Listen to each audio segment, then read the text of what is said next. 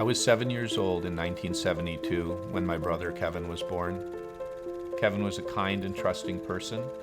He had a bold personality, a lovable person, and really appealed to so many different people. He genuinely cared about how others felt. My name is Ron Clewer, brother of Kevin Clewer. On Wednesday, March 24th, 2004, the Chicago Police Department responded to a gruesome homicide at 3444 North Elaine Place, the home of my brother, Kevin Clewer. It was late afternoon when Kevin Clewer's father received a phone call that his son had never made it to work.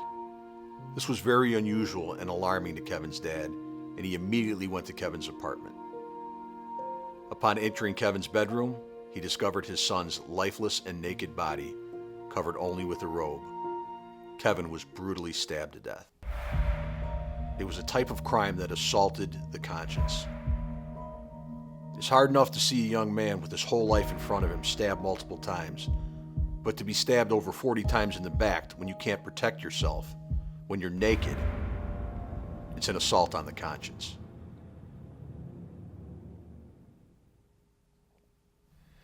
The investigation showed that on Tuesday, March 23, 2004, around 9:30 p.m., my brother and a friend left his apartment to check out the taverns located around Halsted and Roscoe. They ended up spending the evening at Sidetracks, Roscoe's, and Little Jim's. As the evening progressed, they met up with other individuals and they all drank and danced together. At one point, a male Hispanic with a Spanish accent, approximately 28 years of age, who identified himself as Fernando, started a conversation with my brother Kevin. According to witnesses, Kevin and Fernando appeared to be very attracted to each other. As the evening came to an end, witnesses reported that Fernando and my brother left Little Jim's and walked towards Kevin's apartment on Elaine Place. This would be the last time Kevin Clewer would be seen alive.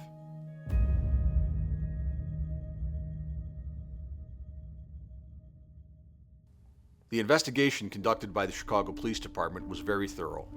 However, Fernando, whose sketch was a subject of many community alerts and media news stories, was never identified until January of 2021. Homicide detectives were able to identify Fernando, the suspect, who is believed to be the one who killed Kevin Clewer. However, due to circumstances in this investigation, we require additional evidence and witnesses in order for this homicide to be prosecuted by the Cook County State's Attorney's Office.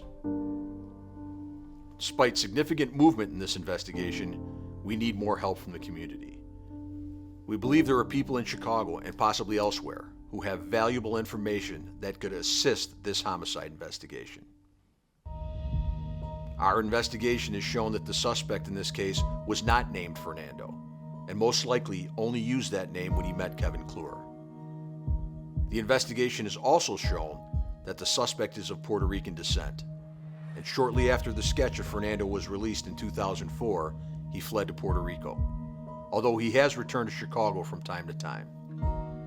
This suspect was a member of the gay community who had previously committed thefts and prostitution-related offenses, but was not known to be a violent person or a violent offender. This suspect may have bragged to friends and acquaintances about going to bars, picking up intoxicated men, going to their homes, having sexual intercourse and robbing them of cash, jewelry, and other valuable items when they fell asleep or passed out. It's also believed that people who know this suspect would be shocked to find out he was responsible for stabbing Kevin Clewer 40 times. We believe there are people who have information that could lead to the arrest of the person that committed this heinous crime.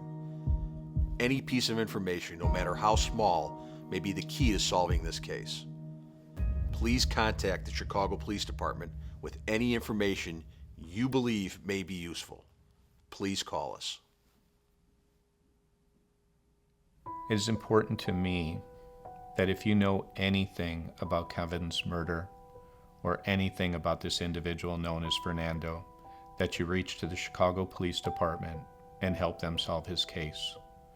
We're heading into the 18th year without answers and without justice.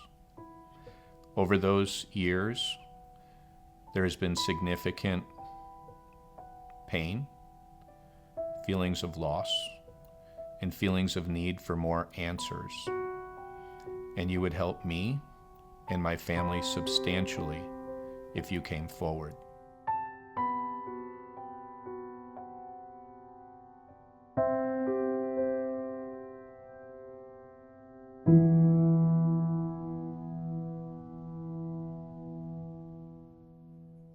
We need your help.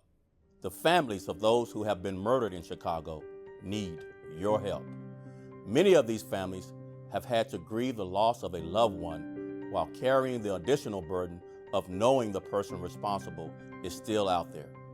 Someone out there knows something that can help bring a measure of closure to these families. Our work doesn't end until the people responsible for these crimes are identified. We have not forgotten about these victims, and we will never forget. This case is open. Together, we can close it. If you have any information on this case, that means any information, you can call anonymously to the homicide tip line at 833-408-0069. Tips leading to homicide charges or convictions can receive up to $15,000. You can also submit an anonymous tip through cpdtip.com.